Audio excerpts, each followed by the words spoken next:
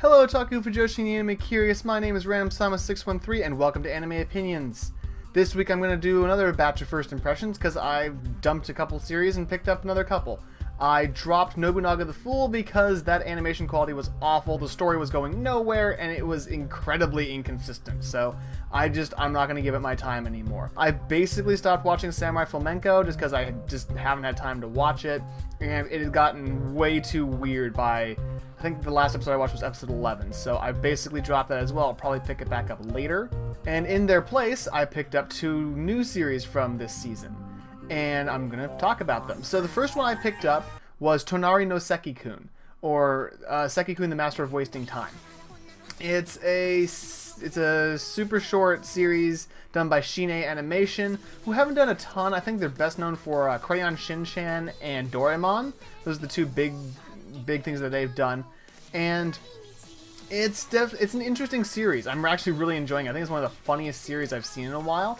Basically speaking, it's about a girl named Yoroi and her classmate named Seki, and it's what he does during class.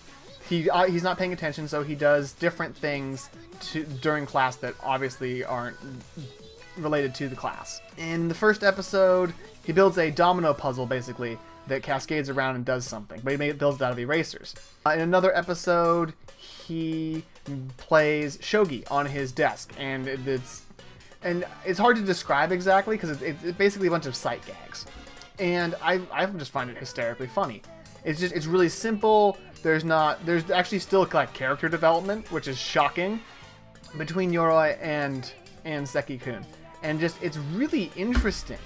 That's the best I can describe it. The animation is fairly simple. I think it's kind of clean looking, but it could definitely be a little bit better. But at the same time, I think it still looks really good for just being this little 7-episode, basically filler anime that Shinee is doing. And it still looks really good to me.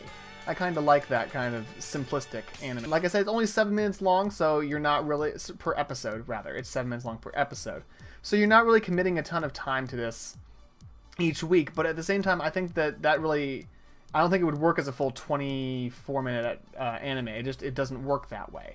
So this is basically sight gag and you're done, sight gag and you're done. You don't have the repeated setup that a lot of other 4-coma anime adaptations have, like Azumanga Daioh, Lucky Star, stuff like that. The opening and ending, the music is really, really good. It's fantastic. I listen to both of them every week, actually. I don't listen to endings generally. I'm usually I check out after the first episode or two. Once I've kind of heard them, I just don't listen to them. And I've been listening to the whole thing every week because they're actually really, really good. And like I said, I just find this really funny. It's a bunch of simple sight gag animations. That's all it is. And yeah, that's basically it. I really enjoy it and I highly recommend it. And I'll link something down in the description so you can go watch it because it's really good. The other series I picked up is Nobunagun, which is done by Bridge Entertainment.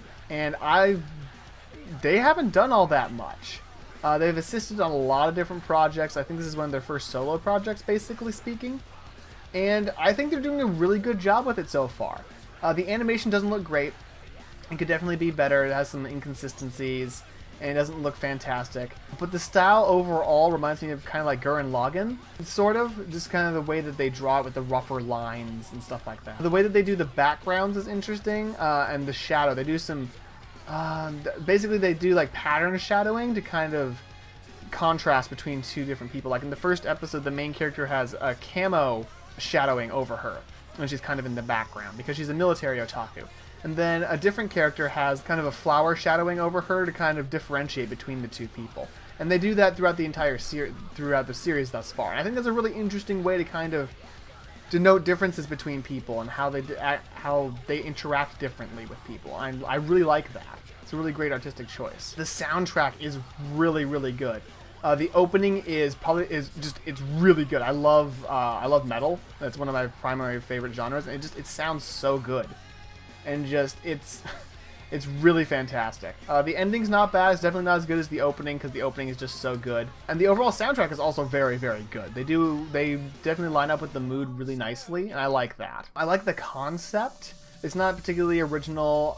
I'd argue that it's basically Buzo Renkin, which was a mediocre series, unfortunately, but it's kind of the same idea.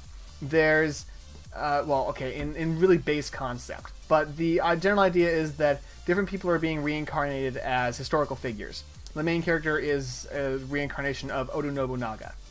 And when they get there's basically a sphere that when they concentrate and hold on it, they can transform into, they basically get different weaponry from it. The main character gets a gun because Oda Nobunaga was known for conquering Japan with the modern rifle, or what would eventually be the modern rifle. It's a flintlock rifle. Jack the Ripper has a variety of different blades.